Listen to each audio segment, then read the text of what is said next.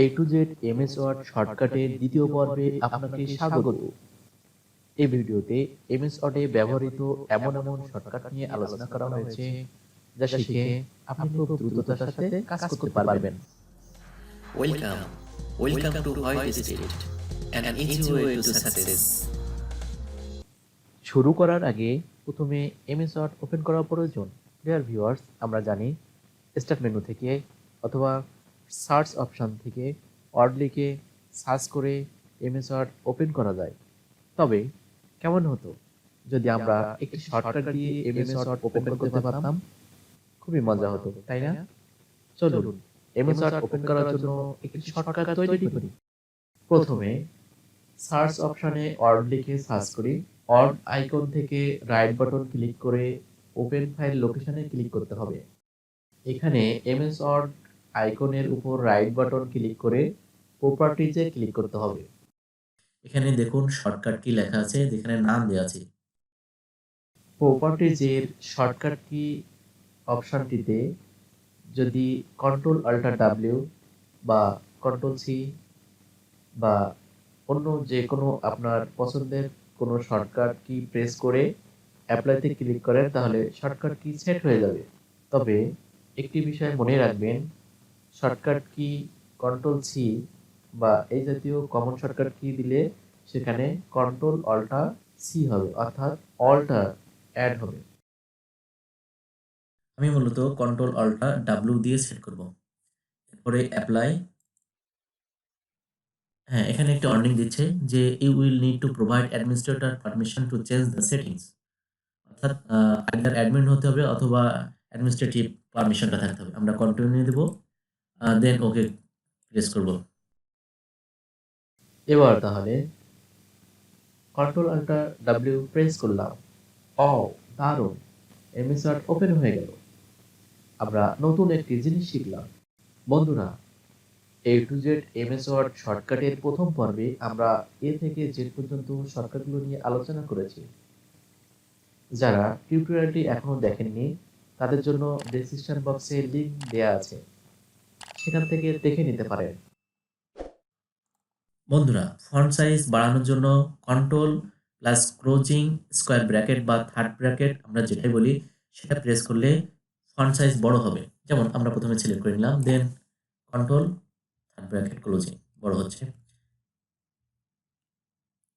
পাশাপাশি আরও একটা শর্টকাট কি দিয়ে বড় করা যেতে পারে, সেটা হলো কন্ট্রোল শিফট গ্রেটার দেন, বড় হচ্ছে control shift greater than. Font size কমানোর জন্য control plus opening square bracket বা থার্ড ব্র্যাকেট অথবা control shift less than press করলেও ফন্ট ছোট হয়।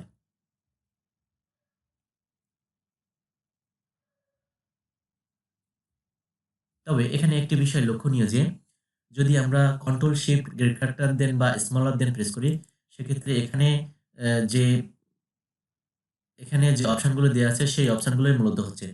যেমন এখন আছে 22, 24, 26, 28, কিন্তু আমরা যদি থার্ড ব্র্যাকেট ইউজ করি সেক্ষেত্রে মাত্র 1 পয়েন্ট করে বাড়বে।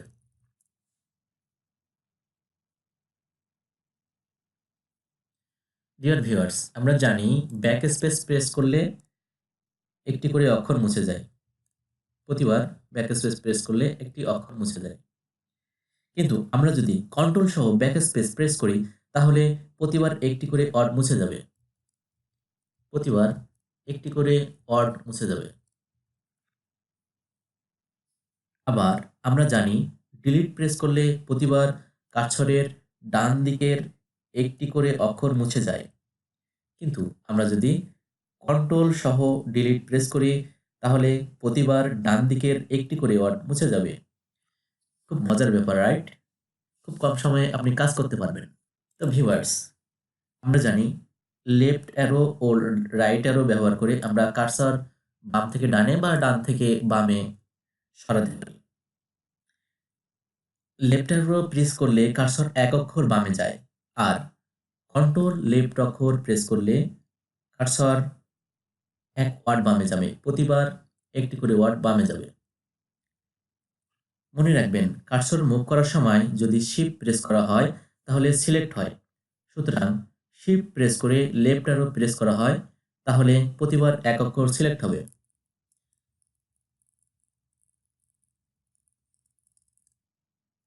কিন্তু যদি কন্ট্রোল সহ প্রেস করা হয়, অর্থাৎ control shift left arrow press করা হয়, তাহলে প্রতিবার বাম দিকের একটি করে ওয়ার্ড সিলেক্ট হবে। আপনি এত দ্রুত কাজ করতে পারবেন। সিমিলারলি রাইট অ্যারো প্রেস করলে কার্সর এক অক্ষর ডানে যায়, আর কন্ট্রোল রাইট অ্যারো প্রেস করলে কার্সর এক ওয়ার্ড ডানে যায়। যদি শিফট প্রেস করে রাইট অ্যারো প্রেস করা হয়, তাহলে প্রতিবার ডান দিকের একটি অক্ষর সিলেক্ট হয়। কিন্তু যদি কন্ট্রোল সহ প্রেস করা হয়, সেক্ষেত্রে প্রতিবার একটি করে ওয়ার্ড সিলেক্ট হবে। খুব কম সময়ের মধ্যে আপনি সিলেক্ট করতে পারবেন। ডিয়ার ভিউয়ার্স, আমরা জানি আপ অ্যারো প্রেস করলে কার্সর এক লাইন উপরে যায়, প্রতিবার প্রেস করার সাথে সাথে এক লাইন উপরে যায়। যদি আমরা শিফট সহ প্রেস করি, তাহলে উপরের দিকে একটি করে লাইন সিলেক্ট হতে থাকবে।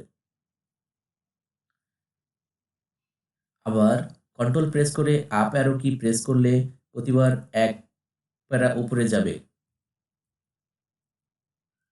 কিন্তু যদি শিফট প্রেস করে করা হয়, অর্থাৎ control shift up arrow press করা হয়, তাহলে প্রতিবার উপরের দিকে একটি করে প্যারা সিলেক্ট হবে। সিমিলারলি ডাউন অ্যারো প্রেস করলে প্রতিবার এক লাইন করে নিচে যায়। যদি শিফট সহকারে প্রেস করা হয়, তাহলে প্রতিবার নিচের দিকে এক লাইন সিলেক্ট হয়। আবার কন্ট্রোল সহকারে যদি প্রেস করা হয়, অর্থাৎ কন্ট্রোল ডাউন অ্যারো কি, সেক্ষেত্রে কার্সরটি এক প্যারা নিচে যাবে। এর সাথে যদি শিফট সহকারে প্রেস করা হয়, অর্থাৎ কন্ট্রোল শিফট ডাউন অ্যারো, সেক্ষেত্রে প্রতিবার নিচের দিকে এক প্যারা সিলেক্ট হবে। আমরা জানি এন্ড মানে শেষ। মাউসের কার্সার লাইনের শেষে নেওয়ার জন্য এন্ড প্রেস করতে হয় এবং লাইনের প্রথমে নেওয়ার জন্য হোম প্রেস করতে হয়। তবে যদি শিফট সহ প্রেস করা হয়, সেক্ষেত্রে সিলেক্ট হবে। যেমন শিফট এন্ড শেষ পর্যন্ত সিলেক্ট হলো, শিফট হোম প্রথম পর্যন্ত সিলেক্ট হলো। এক্ষেত্রে শিফট প্রেস না করে যদি কন্ট্রোল প্রেস করা হয়, কন্ট্রোল হোম, তাহলে ডকুমেন্টের প্রথমে কার্সর নিয়ে যাবে এবং কন্ট্রোল এন প্রেস করলে ডকুমেন্টের শেষে কার্সর নিয়ে যাবে। দেখুন, আমরা এখন আছি ৪ নাম্বার পেজে। আমরা কন্ট্রোল হোম প্রেস করলাম, ১ নাম্বার পেজে প্রথমে নিয়ে গেল। কন্ট্রোল এন প্রেস করলাম, ৪ নাম্বার পেজের শেষে নিয়ে গেল। বন্ধুরা, এ সময় যদি শিফট সহ প্রেস করা হয়, তাহলে সিলেক্ট হবে। অর্থাৎ কন্ট্রোল শিফট হোম প্রেস করলে কার্সর যেখানে থাকবে সেখান থেকে প্রথম পৃষ্ঠার প্রথম অংশ পর্যন্ত সিলেক্ট হয়ে যাবে। আমরা আছি ৩ নাম্বার পেজে, কন্ট্রোল শিফট হোম প্রথম পর্যন্ত সিলেক্ট হলো। আবার আমরা আছি ৩ নাম্বার পেজে, কন্ট্রোল শিফট এম শেষ পর্যন্ত সিলেক্ট হলো। এক স্ক্রিন উপরে কার্সর নেওয়ার জন্য পেজ আপ প্রতিবার, এবং যদি শিফট সহ পেজ আপ প্রেস করা হয়, তাহলে সেটি সিলেক্ট হবে। পূর্ববর্তী পেজের প্রথমে কার্সর নেওয়ার জন্য কন্ট্রোল পেজ আপ এবং পরবর্তী পেজের প্রথমে কার্সর নেওয়ার জন্য কন্ট্রোল পেজ ডাউন। এ সময় যদি শিফট সহকারে প্রেস করা হয়, অর্থাৎ কন্ট্রোল শিফট পেজ আপ, সেক্ষেত্রে একটি চলমান স্ক্রিনের প্রথমে কার্সর নেওয়ার জন্য কন্ট্রোল অল্টা পেজ আপ এবং শেষে নেওয়ার জন্য কন্ট্রোল অল্টা পেজ ডাউন। এ সময় যদি শিফট সহকারে প্রেস করা হয়, সেক্ষেত্রে সিলেক্ট হবে। এখানে পেজের কোনো পরিবর্তন হয় নাই, আপনারা খেয়াল করে দেখবেন।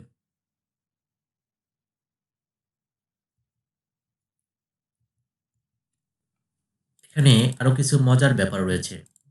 যেমন আমরা ফরম্যাট কপি করার জন্য বা ফরম্যাট পেস্ট করার জন্য এই ফরম্যাট পেইন্টার আইকনটি ব্যবহার করি। যেমন এটা সিলেক্ট করে এটা ক্লিক করলাম, এরপরে যে অংশটুকু সিলেক্ট করব সেই অংশটুকু এই আগে যেখান থেকে কপি করা হয়েছিল ফরম্যাটটি সেরকমই হবে। এটার একটা শর্টকাট রয়েছে। তা হলো কন্ট্রোল শিফট সি। হ্যাঁ বন্ধুরা, আমরা যদি কন্ট্রোল শিফট সি প্রেস করি, আমরা যদি এটির উপর কার্সর রেখে কন্ট্রোল শিফট সি প্রেস করি, তাহলে ফরম্যাট কপি হবে এবং যে অংশের উপরে অ্যাপ্লাই করতে হবে সেই অংশটুকু সিলেক্ট করে কন্ট্রোল শিফট ভি প্রেস করলে অ্যাপ্লাই হবে। বন্ধুরা, একটি খসড়া তৈরি করার সময়, কোনো লেখা খসড়া তৈরি করার সময় সাধারণত স্পেস দিয়ে টাইপ করা হয়। প্যারাগ্রাফের লাইন স্পেস ডাবল করার জন্য কন্ট্রোল 2 এবং ডেড স্পেস করার জন্য কন্ট্রোল 5 এবং লেখাটি ফাইনাল হলে প্যারাগ্রাফের লাইন স্পেস সিঙ্গেল করতে হয়, এজন্য কন্ট্রোল 1। এক্ষেত্রে আর স্পেসগুলো থাকে না। অনেক সময় প্যারাগ্রাফের পূর্বে স্পেস দেওয়ার প্রয়োজন হয়, সেক্ষেত্রে কন্ট্রোল 0। এখানে কন্ট্রোল 0 প্রেস করলে প্রতিবার একটি স্পেস যোগ হচ্ছে এবং দ্বিতীয়বার প্রেস করলে স্পেসটা রিমুভ হচ্ছে। লেখা আপার কেস ও লোয়ার কেসে পরিবর্তন করার জন্য শিফট F3। ডিয়ার ভিউয়ার্স, খেয়াল রাখবেন এটি শুধুমাত্র ইংরেজি অক্ষরের বেলায় প্রযোজ্য। পার্থক্য দেখুন, প্রথমবার শিফট F3 শুধুমাত্র একটি অক্ষর অর্থাৎ স্টার্টিংটা ক্যাপিটাল হলো, পরবার শিফট F3-তে সম্পূর্ণটা ক্যাপিটাল হলো। এটা যদি আমরা শুধুমাত্র লাইন সিলেক্ট করি জিজ্ঞাসা চিহ্ন ছাড়া, সেক্ষেত্রে প্রথমবার ইনিশিয়াল ক্যাপিটাল অর্থাৎ প্রত্যেকটা ওয়ার্ডের প্রথমে ক্যাপিটাল, প্রত্যেকটা অক্ষরই ক্যাপিটাল, সবগুলো স্মল, ইনিশিয়াল ক্যাপিটাল। এক্ষেত্রে সবগুলো আপার কেস করার জন্য কন্ট্রোল শিফট এ প্রেস করলে সবগুলো আপার কেস হয়ে যায়। স্মল ক্যাপস দেওয়ার জন্য কন্ট্রোল শিফট K এবং বুলেট লিস্ট তৈরি করার জন্য কন্ট্রোল শিফট L। আমাদের লেখার সময় অনেক সময় সুপারস্ক্রিপ্ট বা সাবস্ক্রিপ্ট করার প্রয়োজন হয়ে থাকে, যেমন a+b² লিখব। এক্ষেত্রে উপরে লেখার জন্য বা সুপারস্ক্রিপ্ট করার জন্য কন্ট্রোল শিফট+ এগেইন এবং সাবস্ক্রিপ্ট করার প্রয়োজন হলে সাবস্ক্রিপ্ট করার জন্য কন্ট্রোল=।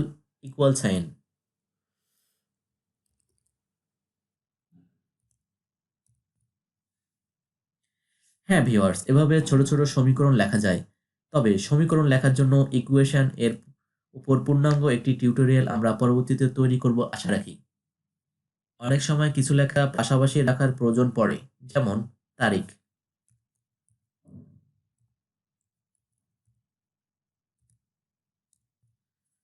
আমি এখানে 16 জানুয়ারি 2023 লিখেছি, যার 16 অংশটুকু আলাদা হয়ে গেছে, যেটা ভালো দেখাচ্ছে না। এছাড়াও অনেক সময় বিজয় ও প্রশংসা শব্দ দিয়ে বাংলা লেখার সময় বড় বড় শব্দ ভেঙে যেতে পারে। এক্ষেত্রে এন্টার প্রেস করলে লেখাটি পরবর্তী লাইনে এসে পাশাপাশি বসে, কিন্তু জাস্টিফিকেশন অ্যালাইনমেন্ট ঠিক থাকে না। এক্ষেত্রে যদি শিফট সহকারে এন্টার প্রেস করা হয়, তাহলে লাইনটি ব্রেক হলেও জাস্টিফিকেশন অ্যালাইনমেন্ট ঠিক থাকে। এখন উভয় দিকের জাস্টিফিকেশন অ্যালাইনমেন্টটা ঠিক আছে।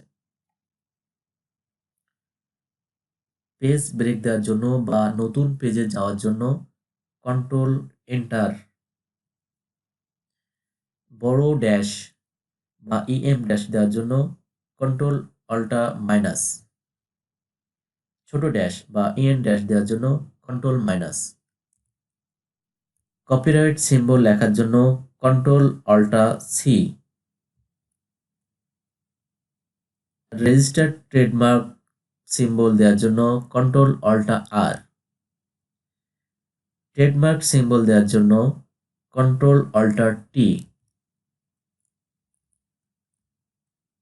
এছাড়াও ডাবল অ্যারো দেওয়ার জন্য স্মলার দেন, দুইবার equal, greater than. Single arrow দেওয়ার জন্য স্মলার দেন, দুইটা হাইফেন, গ্রেটার দেন।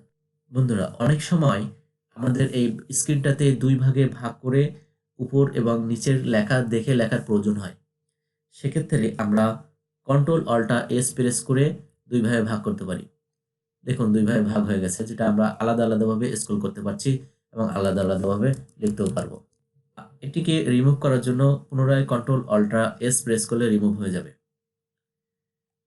অনেক সময় অনেক ডায়লগ বক্স আসে যেটা আমাদের প্রয়োজন হয় না।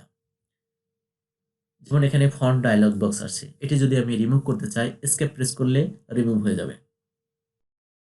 ডিয়ার ভিউয়ার্স, এতক্ষণ যে শর্টকাটগুলো নিয়ে আলোচনা করা হয়েছে তার একটি পিডিএফ কপি তৈরি করে ভিডিও নিচে ডেসক্রিপশন বক্সে লিংক দেওয়া থাকবে।